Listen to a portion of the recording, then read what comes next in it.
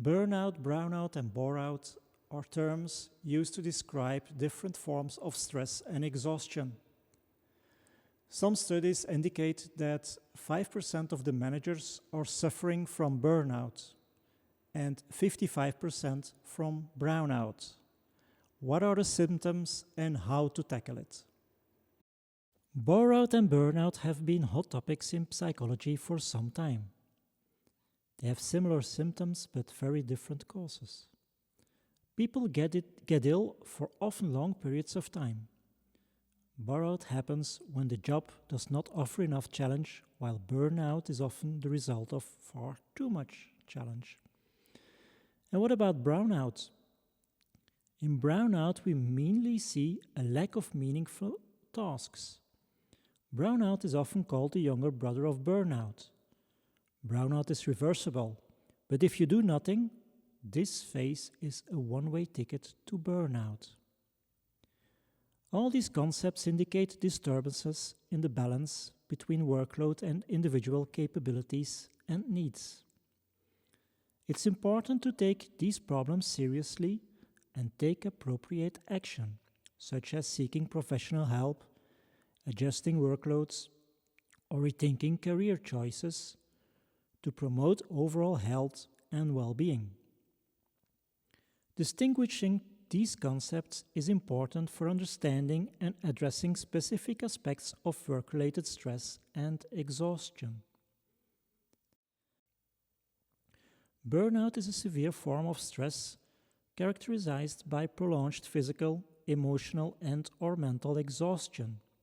It occurs as a result of prolonged exposure to chronic stressors at work or in your private environment. Symptoms of burnout may include fatigue, reduced performance, cynicism and distancing from work, and feeling of inadequacy. Brownout refers to a state of reduced engagement and motivation at work, school, or in your private environment. It is less intense than burnout, but can also be detrimental to an individual's well-being and performance.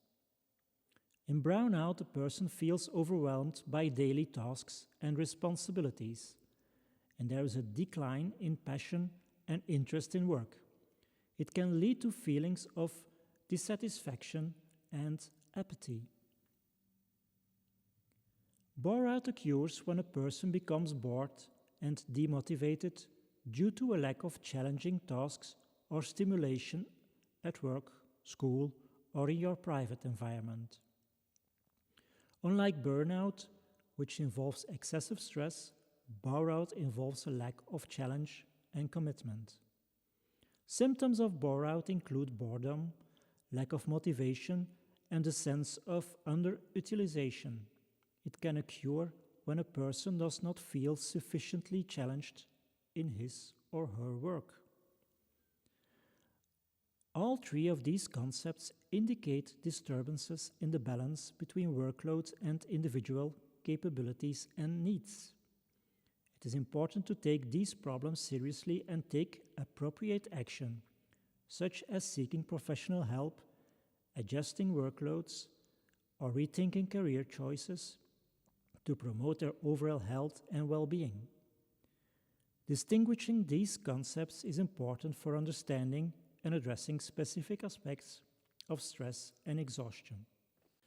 The systems of burnout, boreout, and brownout, all energy disorders, are similar, but much more discreetly present in brownout than in burnout. Brownout is a condition that is more difficult to identify precisely.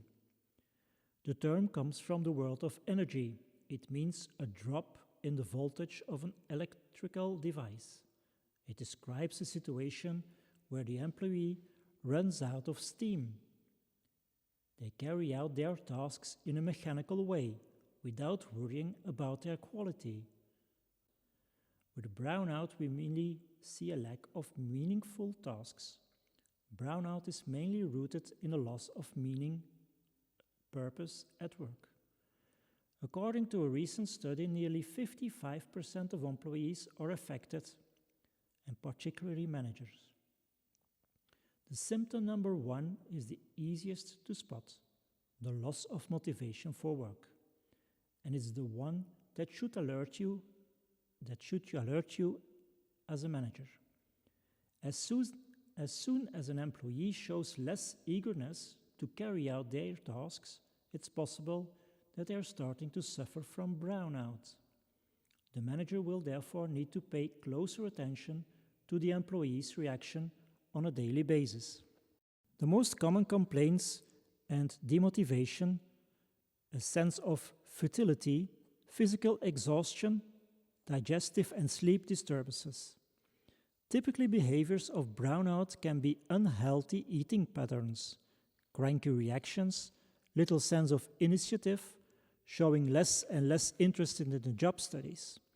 Some other signs that may indicate brownouts is that you work long hours, but with no genuine interest in the job. You feel like your work never stops. There is always something to do. You don't quite know where your career is going and fail to make important decisions. Your contribution in meeting is minimal. Any excuse is good for not having to go to work. You are fused with your smartphone and find it very hard to disconnect.